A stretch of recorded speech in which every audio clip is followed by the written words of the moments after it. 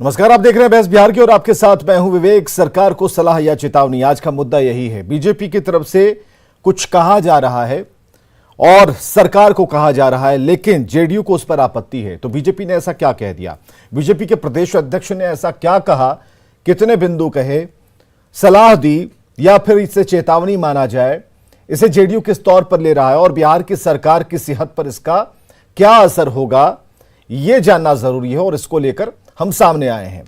सबसे पहले बात कहां से शुरू हुई, किन्होंने शुरू की और क्या जवाब मिला, सारी चीजें इकट्ठे स्क्रीन पर हम रखने जा रहे हैं। तो ये सरकार को बीजेपी की सलाह और आंकड़ों की बाजीगरी छोड़ने की जो सलाह दी गई है, वो सारी चीजें हम आपको बता रहे हैं। एक तरफ कमल और एक तरफ तीर, यानी कि जेडीयू और बीजेपी आमने सामने। कहा गया और जो बिंदु कहे गए उसमें उनको एक एक कर हम दिखा रहे हैं, बता रहे हैं कि क्या कहा गया था। तो कुल 8 से 10 ऐसे महत्वपूर्ण बिंदु हैं जिसमें रोजगार का भी मुद्दा था, उद्योग का भी मुद्दा था, सरकार की कमियों वाला मुद्दा था, केंद्रीय राशियों के उपयोग और उसे लौटाने वाली बात पर भी मुझसे मुद्दा बनाया गया। तो कई ऐसे पॉइंट्स थे जो बीजेपी के प्रदेश अध्यक्ष संजय जायसवाल ने सोशल मीडिया पर डाले। अब ऐसे में जब सवाल पूछने की बारी आई और सवाल हमने पूछ दिया जेडीयू से कि इस पर क्या कहिएगा, क्योंकि दोनों मिलकर ही सरकार चला रहे हैं, तो उसका क्या जवाब आया ये भी आप पढ़ रहे हैं कि आंकड़ों की बाजीगरी नहीं, बीजेपी ये देखे कि बिहार का कितना विकास हुआ। सरकार अकेले जेडीयू नहीं चला रही है, सरकार में बीजेपी भी समान रूप से शामिल है। ये तमाम बिंदु सामने आए, जिसपे सबसे महत्वपूर्ण ये रहा कि कहीं ना कहीं बिहार को विशेष राज्य का जो मुद्दा है, जो चर्चा का विषय बना हुआ है, सबकी जुबान पर है, उसे कम करने के लिए, दबाने के लिए एक नया राग छेड़ा गया है, जिसका जवाब देते रहें और ये मुद्दे लोग भूल जाएं। लेकिन जेडीयू ने एक कैंपेन चला रखा है। चलिए आगे बढ़ते हैं। हमारे साथ जो मेहमान जुड़े हुए हैं उनका परिचय कराना चाहेंगे आपसे। और हमारे साथ शक्ति सिंह यादव जी आरजेडी से मौजूद हैं, हमारे साथ डॉक्टर संजय कुमार जी वरिष्ठ पत्रकार हमारे साथ मौजूद हैं, हमारे साथ अरविंद निषाद जी जेडीयू प्रवक्ता मौजूद हैं। बहुत बहुत स्वागत है आप सभी का। हमने बीजेपी से विनोद शर्मा जी को बुलाया था, अभी तक नहीं पहुंचे तो ज्यादा बेहतर होता, लेकिन ऐसे में 2 से 3 एपिसोड पहले जब आरजेडी और कांग्रेस खेमे में खींचतान चल रही थी तो हमने देखा था कि बड़ी मुस्कुराहट के साथ जेडीयू और बीजेपी खामोश होकर इसे देख रहे थे। मुर्गा लड़ाई नहीं चल रही थी, यह पॉलिटिकल वार था और पॉलिटिक्स में अपने अपने मुद्दों को लेकर, उसकी सार्थकता को लेकर, उस स्तंभ को लेकर लोग सामने आते हैं और अपनी बात कहते हैं। तो आज अरविंद निषाद जी हमें बताएंगे कि यह सरकार को जो सलाह दी गई या फिर हम जैसा कह रहे हैं कि चेतावनी दी गई, क्वेश्चन मार्क, इसे आप कैसे ले रहे हैं? सलाह के तौर पर ले रहे हैं, चेतावनी के तौर पर ले रहे हैं? और यह कोई तो पहली बार नहीं है जब बीजेपी के प्रदेश अध्यक्ष ने आपको फ्री वाली सलाह या फिर अपना जो गुस्सा है वो दिखाया। कई ऐसी बात सामने आई जब शराब कांड को लेकर हुआ, जब लोगों की मौतें हुई शराब से, तब उन्होंने कहा, लॉ एंड ऑर्डर को लेकर कहा, तो कहते रहे, लेकिन इस बार थोड़ा लंबा कह दिया। इसलिए सवाल आपसे है किस तरीके से जेडीयू से ले रही है। और वशिष्ठ नारायण सिंह ने तो कह दिया कि मुद्दों से भटकाने वाला ये पूरा बयान है। विवेक जी, मैं आपके माध्यम से आदरणीय संजय जायसवाल जी को मैं भी एक सुझाव देना चाहता हूं कि बिहार में 4 दलों के गठबंधन की सरकार है, जिसका नेतृत्व आदरणीय मुख्यमंत्री नीतीश कुमार जी कर रहे हैं। अगर कोई बात कहनी हो, कोई सुझाव देना हो, कोई मशवरा देना हो, तो माननीय मुख्यमंत्री नीतीश कुमार जी के समक्ष उपस्थित होकर के आप उनको अपना राय मशविरा आप दें तो ज़्यादा बेहतर होगा। सार्वजनिक मंचों का उपयोग आप गठबंधन के हित में नहीं कर रहे हैं। और दूसरी बात यह कि आंकड़ों की बाजीगरी छोड़िए। हमारे आदरणीय नेता वशिष्ठ बाबू ठीक ही कहा कि आंकड़ों की बाजीगरी छोड़िए। बिहार सरकार ने जितना इन 16 वर्षों में किया है, यह जमीनी सच्चाई है।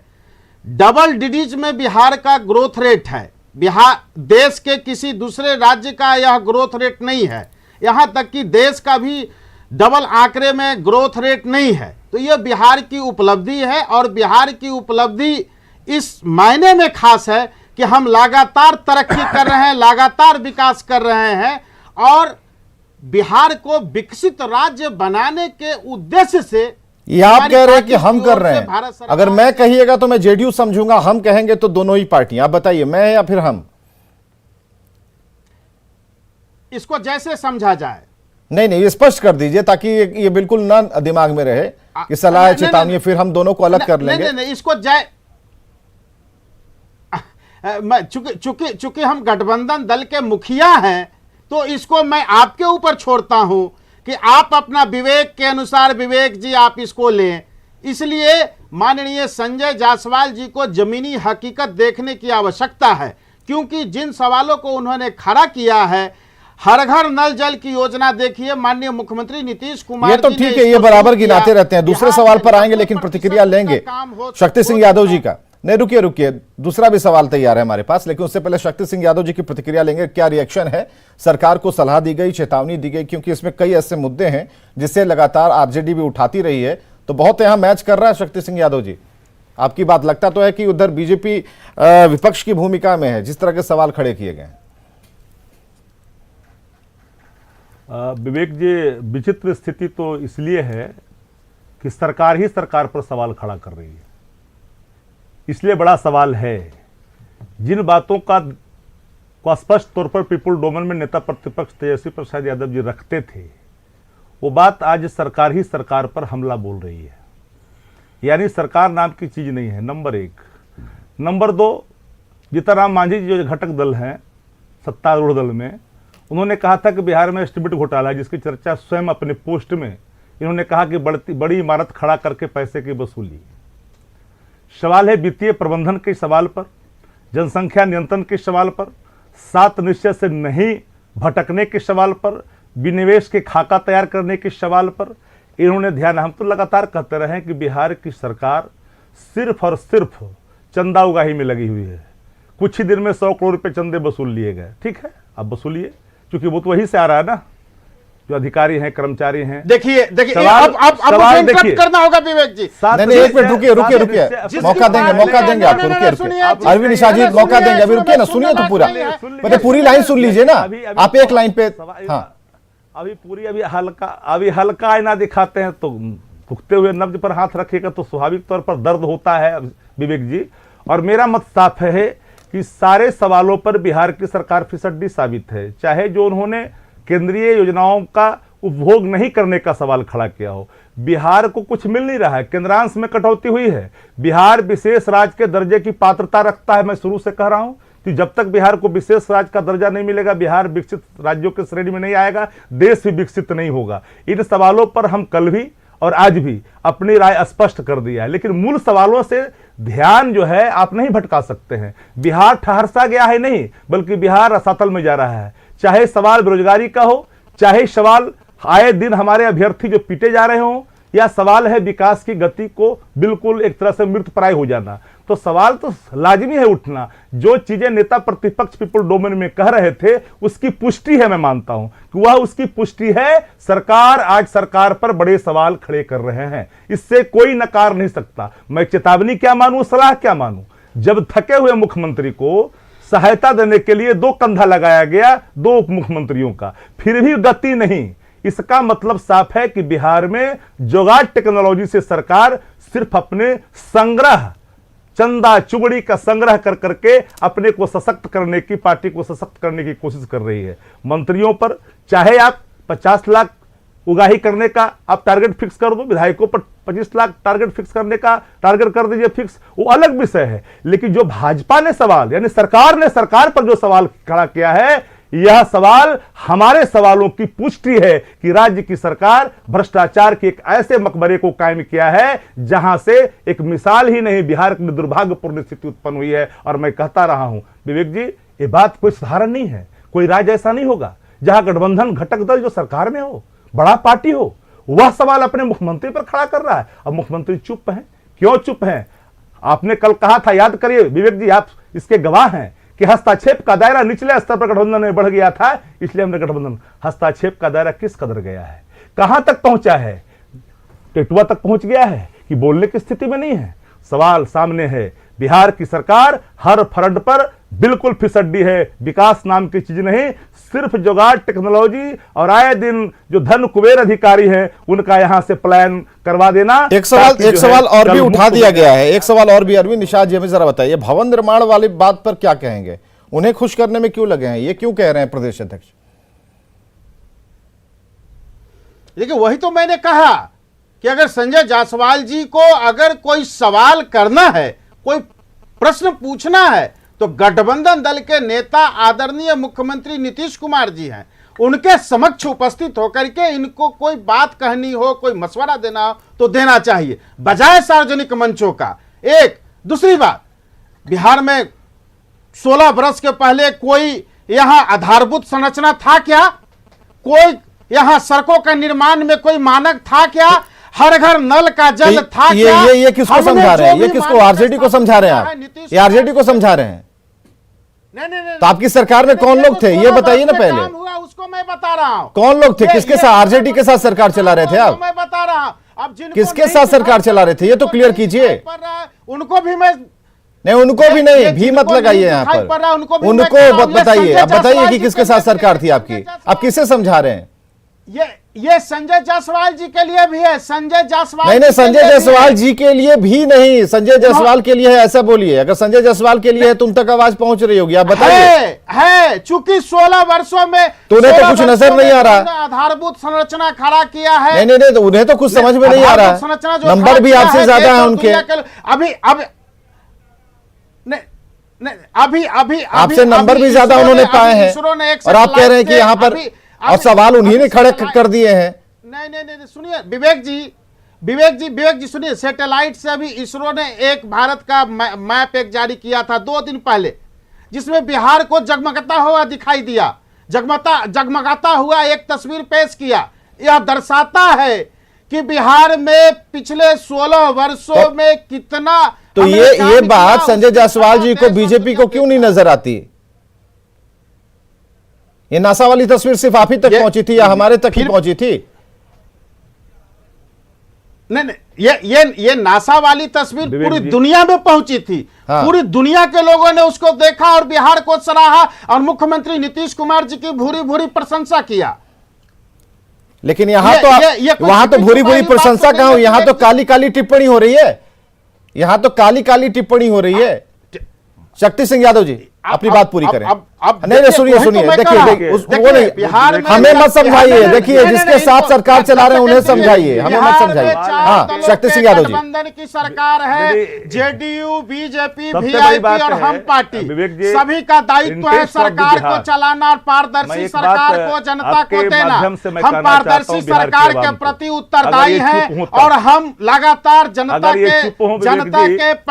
अभी रुकिए, ठीक है, आपकी 100 बात सही है। जनता के सुनिए, हम खड़े उतर रहे हैं और लगातार नीतीश पहले विपक्ष से दिक्कत थी, अब आप ही की सरकार से आवाज उठ रही है, तब दिक्कत है। सुनिए भाई, सुनिए। हाँ, शक्ति सिंह जी, विवेक जी, मैं इंटरेस्ट ऑफ द बिहार और बिहारीपन के सवाल पर, देखिए, फर्जी आंकड़े के कारण बिहार विशेष राज्य के पात्रता रखने के बाबत भी कहीं न कहीं पीछे जा रही है। हम एक तरफ डबल अंक की बात कर रहे हैं विकास दर की, दूसरे तरफ हम बिहार की बदहाली की बात कर रहे हैं। नीति आयोग कहती है हर मामले में हम फिसड्डी हैं। सवाल नंबर 1। सवाल नंबर 2, पात्रता बिहार रखती है। जो पैसे आज हम बैकवर्ड रीजन ग्रांट फंड के पैसे लेने में आज बिहार को नहीं मिल रहा है। बिहार कहीं न कहीं जो इनको जानकारी नहीं है, बैकवर्ड रीजन ग्रांट फंड का अभी पैसा रिलीज हुआ है 546 करोड़, अभी एक सप्ताह पहले अभी रिलीज हुआ है। इनको जानकारी नहीं है। अरविंद सुनिए तो पूरी बात पूरी होने दीजिए, देंगे ना आपको वक्त। पढ़ क्या है, बर्थलेस टिप्पणी करते हैं। रुकिए, प्रॉब्लम ये है ना अभिषेक जी, बिहार के साथ नाइंसाफी क्यों हो रहा है? हम फर्जी आंकड़े प्रस्तुत कर रहे हैं। नीति आयोग कह रही है कि हम हर फ्रंट पर फिसड्डी हैं। नंबर 1, बिहार का प्रत्येक जिला बैकवर्ड डिस्ट्रिक्ट हम लोग के समय में हुआ। That time rural development minister why late honourable Raghuvansh Prasad Singh, उस समय बिहार का सभी जिला बैकवर्ड डिस्ट्रिक्ट हुआ। 36,000 करोड़ प्रधानमंत्री सड़क मेला केंद्रांश में कटौती हुआ, सवाल खड़े करने नहीं आते। राज्यांश का जो बढ़ोतरी हुआ है और केंद्रांश का जो घटोतरी हुआ है, राज्य पर वित्तीय भार पड़ा है। ठीक है, जीएसटी के मामले में गरीब राज्यों को, पिछड़े राज्यों को फायदा हुआ है, इसे कोई नकार नहीं सकता। लेकिन सवाल है कि जो पैसे भारत सरकार राज्य सरकार को सपोर्ट कर रही है वो केंद्र राज्यांश देने में असहमत है। तो सवाल इन बातों को छेड़ने की बजाय बिहार पात्रता रखती है हर सवालों पर। 1000 प्रति वर्ष करोड़ देने का था बिहार बंटवारे के बाद, अब इनको जानकारी नहीं है, फसल लेट अपडेट नहीं है डेप्थ इनका। 1000 करोड़ प्रति वर्ष देने का था बिहार को बिहार बंटवारे के बाद, वो नहीं मिल रहा है। आंतरिक संसाधन से अपना राज्य जो है 1000 करोड़ रुपया एनएचआई पर खर्च किया, वो नहीं मिल रहा है। सवाल ये उठता है कि हमारा जो फ्लड का पैसा था वो नहीं मिल रहा है। तो इन सवालों पर चर्चा करने के बजाय, देखिए मैं कहता हूं कि भ्रष्टाचार के भीष्मपितामह होने का आरोप अगर नेता प्रतिपक्ष ने लगाया तो उसकी संपुष्टि आज भारतीय जनता पार्टी यानी सरकार पर जो भ्रष्टाचारी है, जिनके अध्यक्ष भ्रष्टाचार के बड़े मकबरे, जो बिल्डिंग, जो नकारे बिल्डिंग जिसकी जरूरत नहीं है, पूरी जो है आपका एमएलए फ्लैट जो बिल्कुल ऐसे दल के लोग और ऐसे पार्टी के प्रवक्ता इस तरह के आरोप लगाएंगे की बात हो रही है। ठीक है अरविंद निषाद जी आपको डेटा पर, अरविंद निषाद जी जो आरजेडी की तरफ से डेटा दिया जा रहा है उस पर आपत्ति है ना आपको? अरविंद निषाद जी आपको आपत्ति है ना? आपको आपत्ति, सुनिए ना डॉक्टर, रुकिए हमारे साथ डॉक्टर अजय जी है ना, चलिए उनसे बात करते हैं। डॉक्टर संजय जी, माफ कीजिएगा डॉक्टर संजय जी, इसे क्लियर कीजिए। ये डेटा वाली बात नहीं चली। पहले तो विपक्ष की तरफ से सवाल थे, अब बीजेपी के प्रदेश अध्यक्ष ने सवाल खड़े कर दिए। हालांकि लाख कहिएगा कि मुद्दों को भटकाने की बात, लेकिन जो डेटा पर अप्रोच या फिर उससे इनकार कर रहे हैं अरविंद जी, उन्हें जरा आप क्लियर करें। देखिए, शुरू में उन्होंने 3 बातें कही।